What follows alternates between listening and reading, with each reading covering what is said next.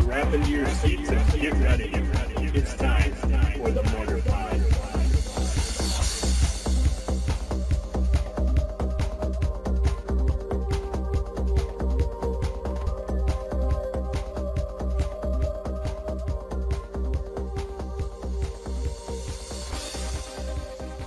Hey, what's up, everybody? Alex from SeemsGoodMagic.com here. Welcome to this week's episode of the Mortar Pod. Jake and I jump right in on the new constructed standard. So I'm playing Red Deck Wins, and Jake played Blue-White Control. So you get to see both sides of the coin on archetypes here. So it's pretty fascinating.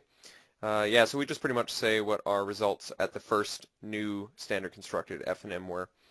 I want to remind you the Mortar Pod is brought to you by SeemsGoodMagic.com, my website where I've already posted a couple Theros draft videos, more to come over the next couple months, and other, weird fan submissions and goofy stuff that we get. So it's an awesome website if you enjoy looking at Magic content. The Mortar Pod's also brought to you by VarenCamp.com.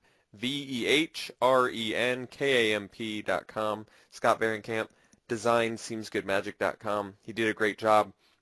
I have him working on the board game that I'm designing, and he's doing great work for that too. So I recommend you check out his portfolio.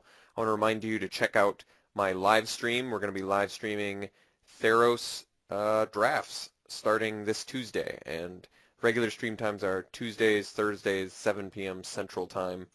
So come check that out.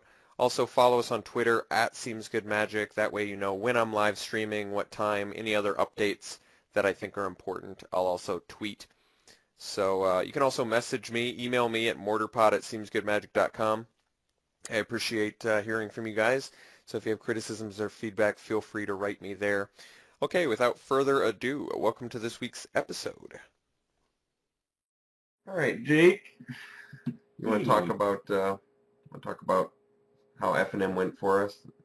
Yeah. Then we'll talk about this top 8 list from, where is this? Star City Games in Cleveland. So this just came out today. We're doing this on October 6th. So I played Red Deck Wins on Friday, and I played a list that was pretty similar to what Owen Turtenwald's list was in Worcester. Pretty similar. I actually was missing the Chandra Phoenix, so it was a subpar list, suboptimal. I replaced the Chandra Phoenix with Magma Jets, so I had a little more burn, but other than that, it was almost an identical list. Sideboard was different. I have the list at SeemsGoodMagic.com that I'm going to be playing, and it's going to include Chandra Phoenix. So Boros Reckoner, there's actually some really major shortcomings to this deck. Boros Reckoner, Fiend Slayer Paladin, Unflinching Courage, and Azorius Charm is always a big deal against creature-heavy decks. And there's a lot of good removal available right now that was in Return to Ravnica block. A lot of stuff being played. And now we have Doomblade in M14, so there's even more removal. So Red Deck Wins does have some shortcomings. The aspects of it that I like, Burning Tree Emissary sometimes can just go over the top. Mm-hmm. If you can do enough pressure on turn 2, sometimes if they just kept a kind of slow hand, it can be enough to really just take everything out, destroy their game plan. So that's a thing. Chandra's Phoenix, obviously good resilience, especially when you have a lot of burn. So my new plan is, out of sideboard, I'm going to bring in all the burn spells that's available. So that includes Flames of the Firebrand and Skullcrack, and kind of lower the creature count. Because there's so much good removal right now, I just want a way to lower my creature count and kind of make dead cards for them. And I think there's enough value in burn spells where you can just burn them out. I guess we'll kind of see. There's only 20 cheap burn spells right now. We lost Brimstone Volley, and we lost Searing Spear. Mm-hmm. So, and they're just not as versatile as they have been either in the past. It's true. So you have Boros Charm and you have Skullcrack, but Boros Charm too is actually a really good one and relevant one. Yeah. But I mean, the importance of this deck is Mutavaults do a lot of work. They do a lot of legwork for you. And it's quick. I mean, it's quick enough still to really get there. Fire Drinker Satyr, I got a chance to finally play with him because I think it was up in the air how good he was going to pan out. He's okay. Mm-hmm. He's, I mean, he's still better than we evaluated him Yeah. when we were doing I that. think I was really critical on this card personally because of Jackal Pup, Mm-hmm. being an uncommon at the time that it was. I didn't really see the justification for making this a rare. But in limited, do you really want to let people have this super hyper red aggro deck? So that's probably why they made it a rare, not necessarily because it's going to affect standard in a way that's different from what Jackal Pup did, I'm interested in seeing how much more it gets played. Mhm. I'm not sold yet that red deck is super viable. There are a lot of over-the-top life gain stuff. I mean, Mhm. Armadillo Cloak is back, Mhm. essentially. Yep. So Armadillo Cloak really, on like a Loxodon Smiter, red deck has a hard time with that, a really, really hard time. So the nice thing is that Skullcrack at least turns off maybe the integral turn for them, where they're like, oh, this is no problem, I'll just play Unflinching Courage, gain 6 life, and then there's no chance he can beat me. So maybe Skullcrack in that instance, after he attacks, crack him, Mhm. and then hopefully they were banking on that and you can kill Yeah. him on the backswing. So that's like one pro of playing 4 Skullcracks sideboard. Mhm. I mean, it also turns off the Sphinx's Revelation life gain, which is very relevant Yeah. for the control player, So that life. How many times have you banked on that life gain on a Sphinx's Revelation? every time. Innumerable Yeah, amounts. yeah. That's like the key to why that card Yeah. is good. That's what makes it a mythic, not just because it draws you X cards, because that Was they can on put on Blue Sun yeah, Venus. they can put that on a rare. It's because it does both. The same reason that Rakdos's Return is mythic. It's Mhm. not just a blaze or whatever, but it's also the mind twist or mind. Why they had to make that one mythic Yeah. too. Same thing. Mhm. Those two abilities stacked up Stacked together. up is what makes it good. Yeah. So overall, I think there's some very good potential for this deck. I did get flooded quite a few times, but I didn't think I would. I mean, 18, it's pretty much like 18 lands, and then 4 of your lands are creatures in Mhm. addition. Little bears. Mutavaults are, it's good to see them back. They really do make the aggro deck more viable. I don't know, I'll have to tweak some stuff. Founder Street Denizen came up huge every once in a while, but right now in the list I'm considering it's cutting him, and I'm just doing mainboard Magma Jets instead. I really felt like the Magma Jets are a really important thing. If you're trying to burn your opponent out especially, because you can just stack and find more burn spells or dig to find them. So first round I played against the mirror match, but they actually had Chandra's Phoenix, so I lost. And I drew just a bit too many lands. But once again, suboptimal build, so when I come back next Friday, I should have the right build that I want and be able to try it, evaluate it a little bit better. Round 2, I played against Black-White mid-range, and that's a list that I think is actually a big deal. I won the match, but I feel like that's actually a really tough match for me in general. Obzedat, Soldier of the Pantheon, Whip of Erebus, Mhm. a lot of ways to gain life. And he was also doing Fiendslayer Paladin, which is a very big deal against this deck. Goblin Shortcutter ended up winning me one of the important games on a Fiendslayer Paladin. So at least Shortcutter is a way to get around to that. But, I mean, Whip of Erebus, Obzedat, and Fiendslayer Paladin alone are pretty devastating. And if I ever have to play against a green-white, unflinching Courage deck, that's going to be a big deal too. So I may actually have to consider diving into Boros just to open me up for some enchantment removal and Boros Charm. Mhm. So that's something I might consider, moving into sort of more like a main, mostly red, but it's got a little bit of white for protection against Supreme Verdict, Mm. or burn their face for 4, bring back your Chandra's Phoenix. Yeah, I definitely was just looking at this build. It kind of seems like just the white splash for Boros Charm is good. Mhm. Indestructible creatures, double strike, and 4 to the face are all relevant modes. I love Boros Charm. Yeah.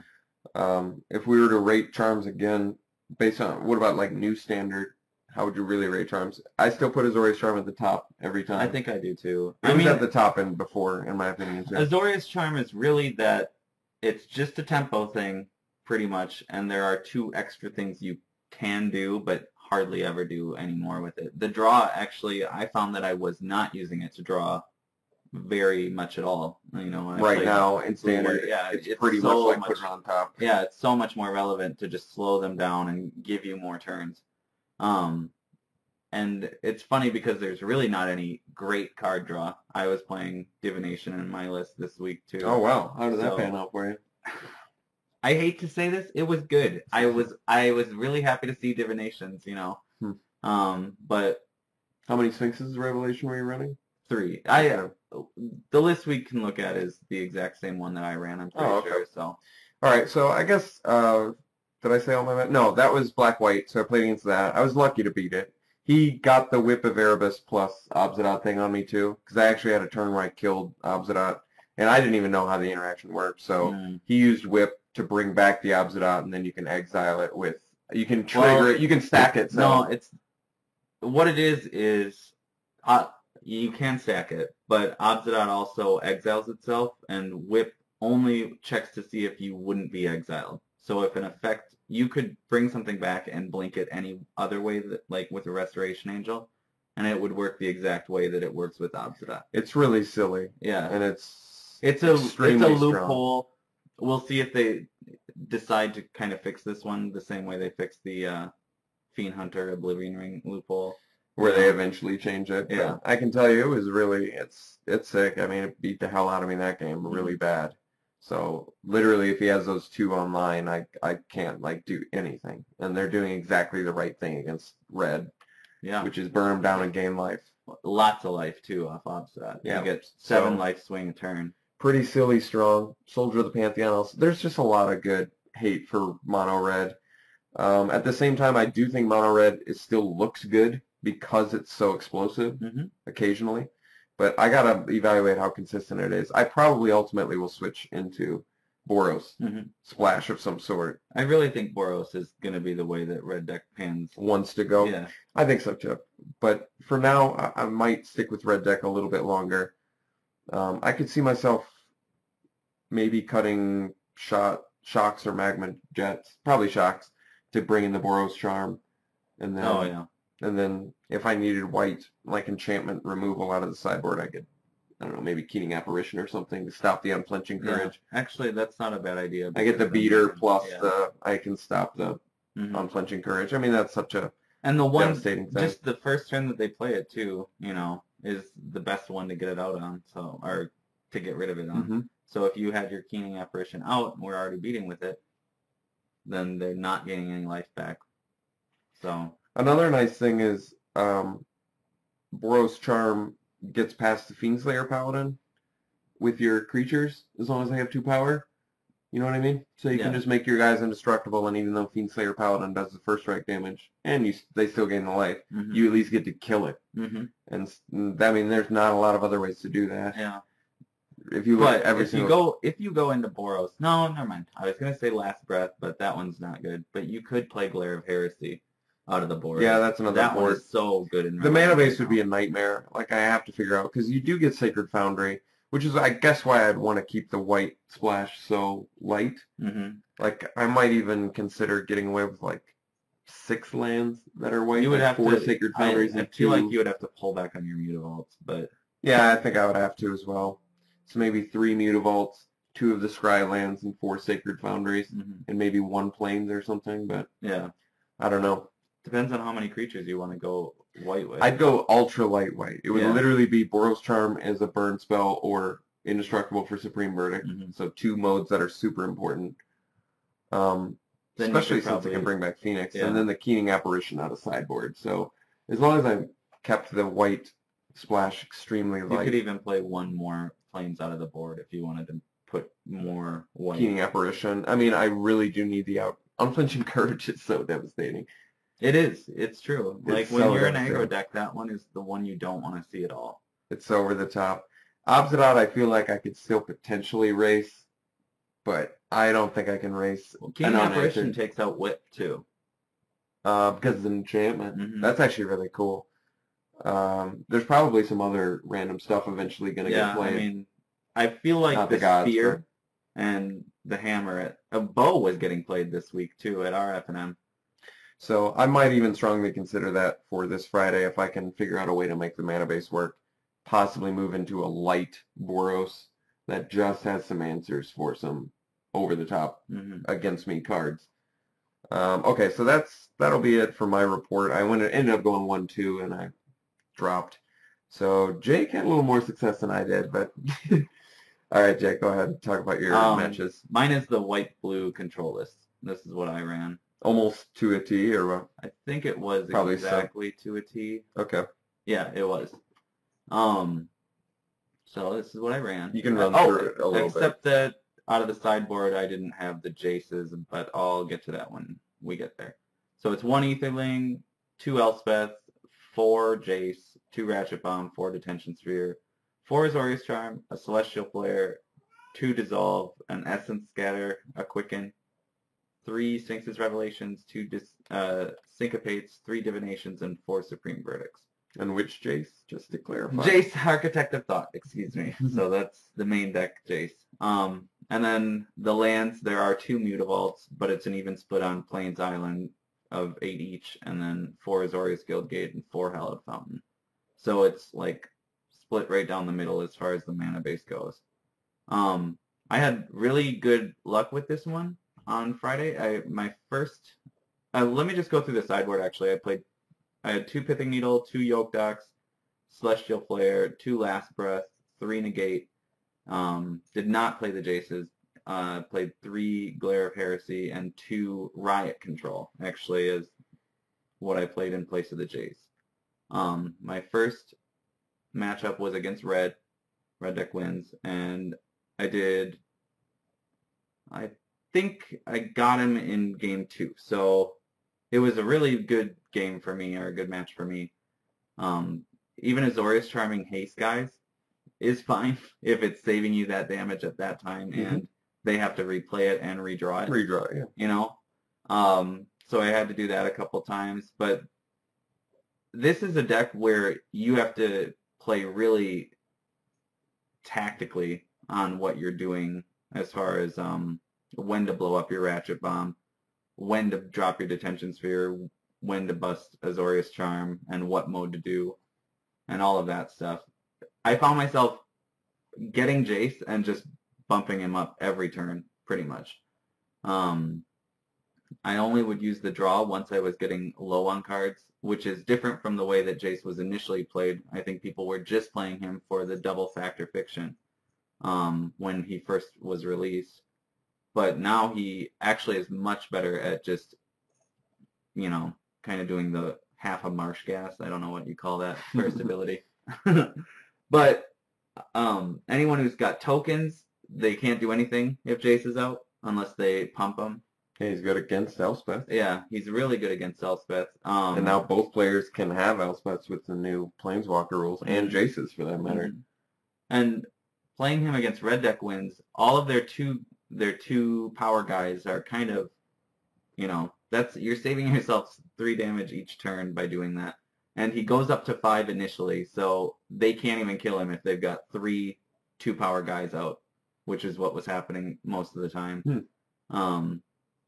And yeah, then you just protect him and keep distracting them, like to go after Jace because they have to, because it's such a life swing that they're missing out on, I should say. I don't know. I had a lot of fun with Jace in general this time. I know he hasn't seen a lot of standard play for a while, except for when he was initially released in Bant Control. But he's good again. The 2 Riot Control that I played out of the board, I just wanted to mention that. This card was really great against red deck wins. My opponent had Ash Zealot and Chandra's Phoenix out. He played a Burning Tree Emissary before combat, and then Magma jetted me off of that. And I played Riot Control in response to the Magma Jet. So I gained 3 life, and then no damage would be dealt to me that turn. And so it cancels his Magma Jet, and then he can't even do an attack either. So it probably would have been in his best interest to play the Burning Tree and Magma Jet post-combat. But, you know, even still, I could have used this to just gain 2 life and then prevent 4 damage to me. Mm-hmm. I was really happy with the way this played against Red Deck in particular, and was happy with the number, like 2, playing 2 of them. My matchups were, first round I played the Red Deck wins, second round I played green-white, mid-range, maybe more stompy. I feel like it was just like, here's a guy, here's a guy, here's a guy. And it started with Elvish Mystic on turn 1, and then went either Call or Loxodon Smiter on turn 2, Advent on turn 3 or 4, and then Unflinching Courage. So it was just really good power, you know. Azorius Charm obviously good against that deck though, because a lot of their threats are tokens. The Loxodon Smiter is pretty good against me, but Supreme Verdict was, I don't know. You can't do much against Supreme Verdict unless you are main decking Rootborn defenses. Some of the lists are now. Yeah, and I think that's a good strategy because there are so many ways to blow up the whole board with Anger of the Gods and Supreme Verdict. It's actually in the list from Cleveland.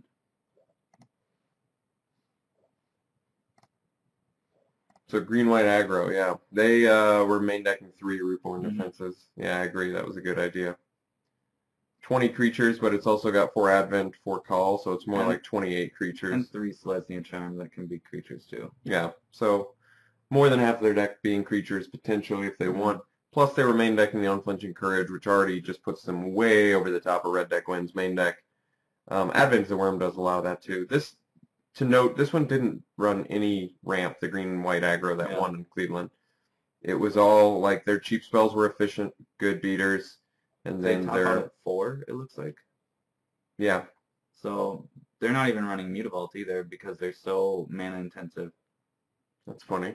Hunt the Hunter out of sideboard. Yeah. It's pretty interesting. That is pretty interesting. I guess it's good in the mirror match. Yeah, very good. Fleecemane Lion, excited to see more of that. That card's very good also. Becoming a 4/4 hexproof indestructible. I would say did- is super relevant. I did have a really sweet play actually against I think it was my 3rd round opponent was Naya.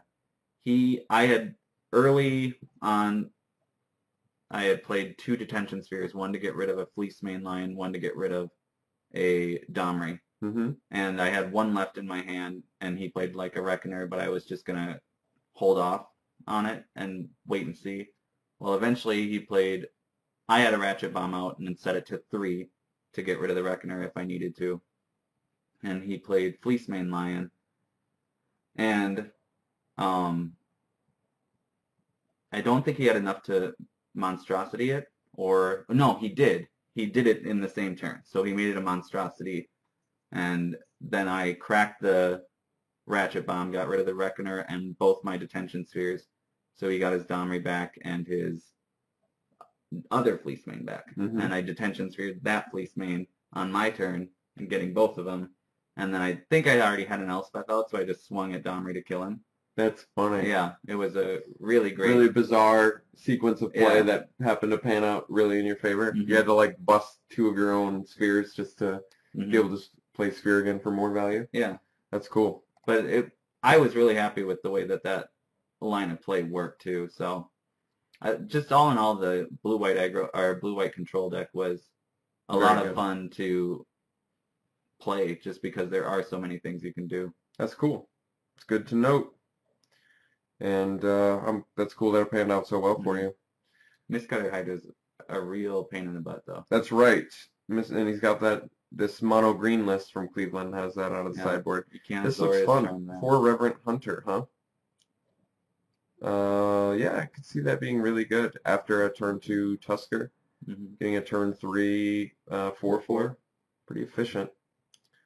Clonian Hydra. Well, obviously like, you could insane. ideally do Burning Tree into Scavenging and is off of Elvish Mystic or Experiment 1. Yeah, you can do some crazy stuff And in then this do deck. that, yeah. Looks like Boon Satyrs the real deal, though. I'm kind of feeling... I'm really surprised that's- that he thought that 4 Nilia was the right number, considering they're legendary. Yeah, no kidding. He must have really wanted to not have to The other commit. thing is that activated ability is so expensive that it's not like you're going to be able to do it multiple times in a turn. It's a good trick.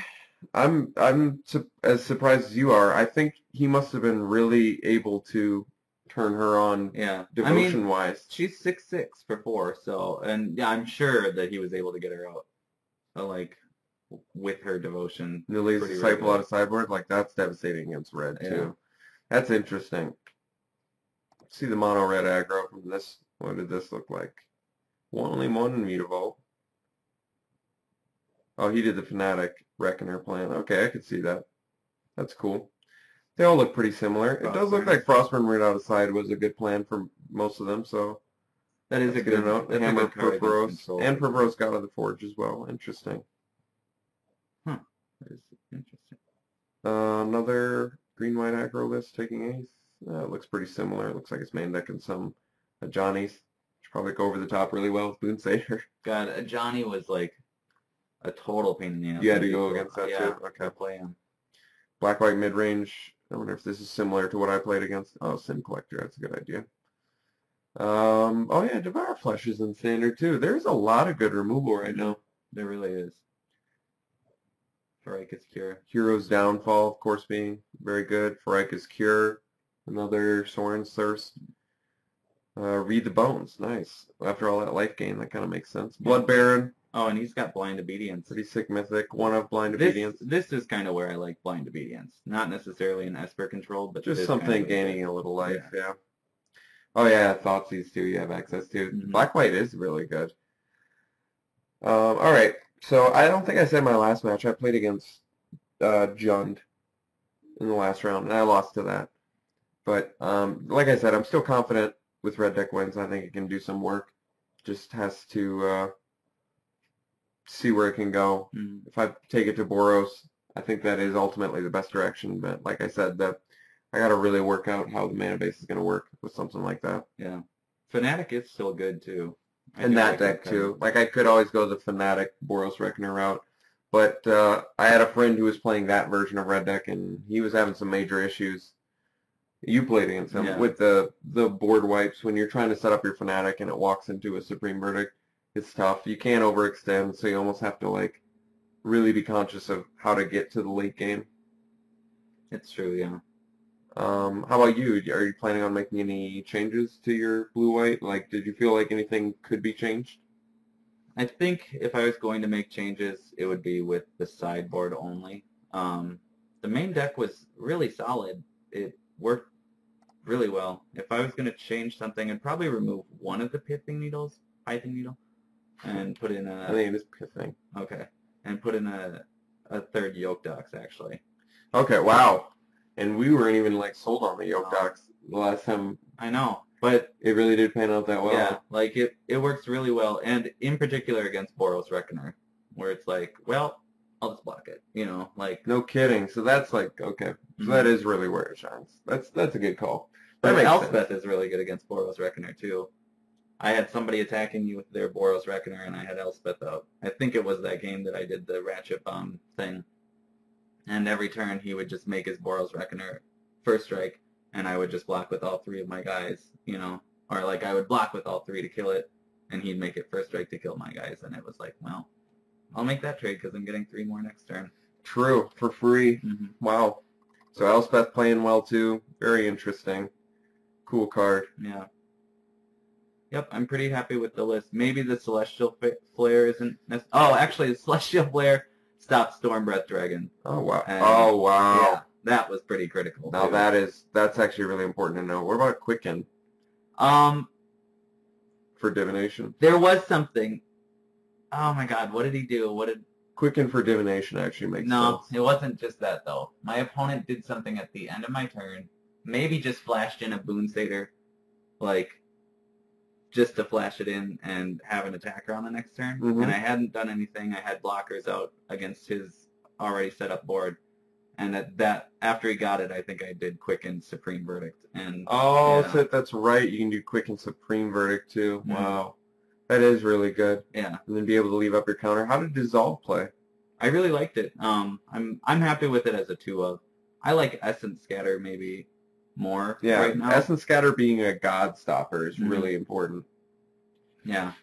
And The weird thing is, and Buck was telling me this, that Essence Scatter works against Bestow guys if you're casting them as creatures, but if you're casting them with Bestow, then Negate Yeah. counters them. yeah, So it's like a really, it's bizarre because both are in standard Bestow right is- now. Yeah, Bestow is crazy actually. So Essence Scatter and Negate are both functional against Bestow cards. but That's weird, only isn't it? on one of their like versions. So Yeah. it's like You have to know. yeah, there aren't enough Bestow guys getting played right now to make it A to big deal, warrant like yeah. the Negate. But obviously, I'm playing. This one had 3 in. Yeah, negates no, on you. sideboard. I think Essence Scatter stopping gods is Yeah. actually really relevant. I'm trying to think of something I did. I think in top 8, I played red-white control, and I had 3 negates like in a row for. I was holding them to get his Assemble the Legions and his Elspeth, but he played. Let me think. He played an Assemble. I countered it with negate. He played another Assemble. I countered that with negate, and then he attacked into me with his Angel, Archangel Athune, and a Mutavault. I activated my Mutavault and blocked his Mutavault to kill it before it got a counter. He gave double strike with Boros Charm to his Angel, and I countered that with my 3rd negate. You must have been really bad. Yeah, he like grabbed. It was Dustin. He grabbed my graveyard to count my negates.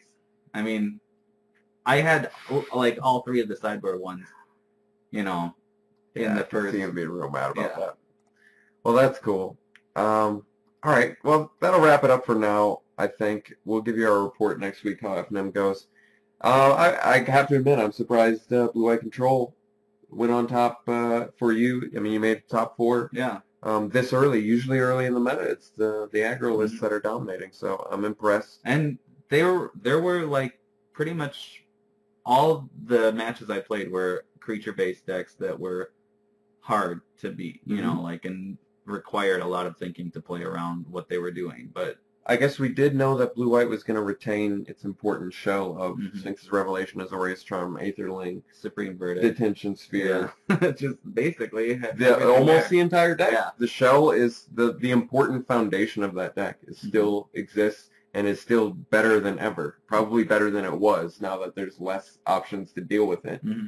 So we'll see if Blue White is still going to be on top or if there's going to be some. I guess Green White could fare pretty well. You're right with the Rootborn defenses, but that's where your negates would come in handy.